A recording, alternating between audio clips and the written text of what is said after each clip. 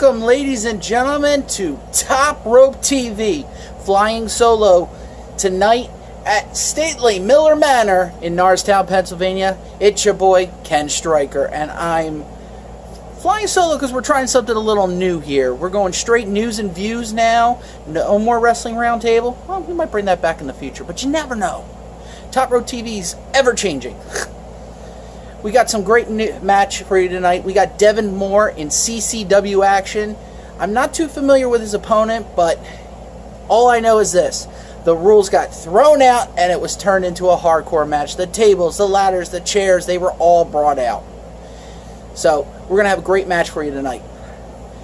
We got some relatively sad news tonight. Smith Hart, brother to Bret Hart and Owen Hart, passed away this past weekend, and we offer our condolences here at Top Rope TV to the Hart family.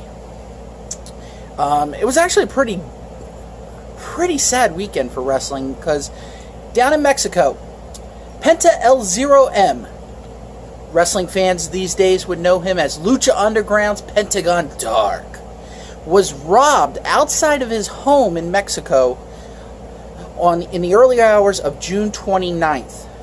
3 men on motorcycles approached him and demanded his wallet, his keys, his bag, all while he was getting into an Uber. And they took his cell phone as well. And his bag, it's the worst thing that could happen to a professional wrestler ever, and that was his gear bag was stolen as well. He pleaded with them, but they had guns, and fortunately nobody was hurt, and he attempted to try and continue his tour, but because his paperwork was in the bag containing his gear, he was not able to enter the U.S., so he had to actually miss a booking.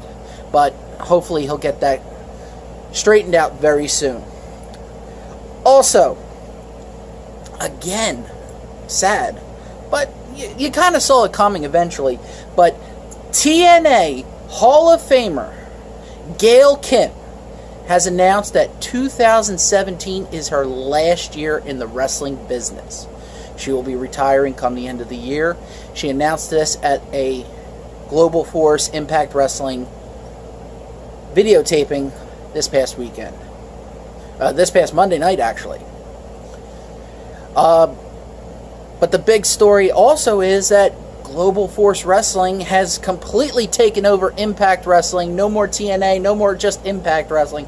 It's Global Force Wrestling. And new belts are actually on the way. Again, more sad news in wrestling. I'm really bringing out the sad stuff here. But Tommaso Ciampa has announced that he will be out until early 2018 because of a torn ACL. He underwent surgery, and he won't. But unfortunately, we all know how bad ACL tears can be, and he won't be back until 2018. But maybe we can give you some good news. Yes, the good news is that via Matt Hardy's Twitter, he announced that we are days away from winning. Meaning that we may see the Broken Matt and Brother Nero inside a WWE ring, and not just Matt Hardy and Jeff Hardy. So, fingers crossed, because there's a lot of people who want to see this. And not to mention, I'm kind of curious about an idea that was thrown around on the internet that absolutely sounded great. I loved it. And that was the idea of Matt Hardy, Broken Matt Hardy, and the one and only Bray Wyatt. Now, those promos would be very interesting. I can't wait to see that. But another photo that was recently tweeted out was one called The Broken Club, with both Hardys with Finn Balor, who they've had kind of a collusion in recent weeks involving the Raw Tag Team Champions, Sheamus and Cesaro, as well as the Drifter. His name escapes me right now, but I know him better as the Drifter. But he's the only guy who I've ever heard Corey Graves said he'd like to see his guitar smashed. That would be interesting, to say the least.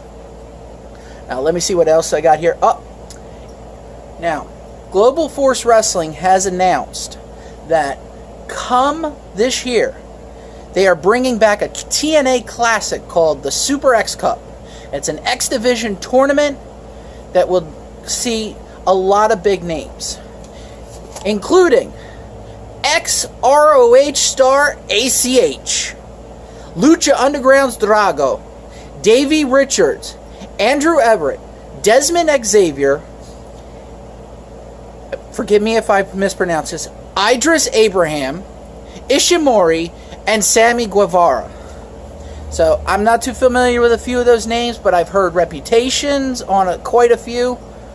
Like, I know for a fact that Desmond Xavier has been one of the top names in the X Division in recent weeks. So, it's going to be interesting to see this. And that's all the news and views. Oh, I got one more. I always got to say that. One last one. But in recent weeks, Primo and Epico have been coming out as the Colons. Now, in real life, they are cousins. They have recently been asking for their release from WWE because they're not happy with what's going on with them. And frankly, after like 2 or 3 gimmick changes, I can't really say I blame them too much. So, they've asked for their release, but also WWC in Puerto Rico has already tweeted out a picture of a brand new Orlando Colon t-shirt. Now, for those of you who don't know, Orlando is the real name of Epico. And WWC is owned by the Colon family. So, I think we know where the future of the Colons is going to end up as, and frankly, it might be a great step for them because in Puerto Rico, the Colon family has always been a big star. But that's all I got for you today, so tune in next week. But right now, I got something special for you. It's Devin Moore.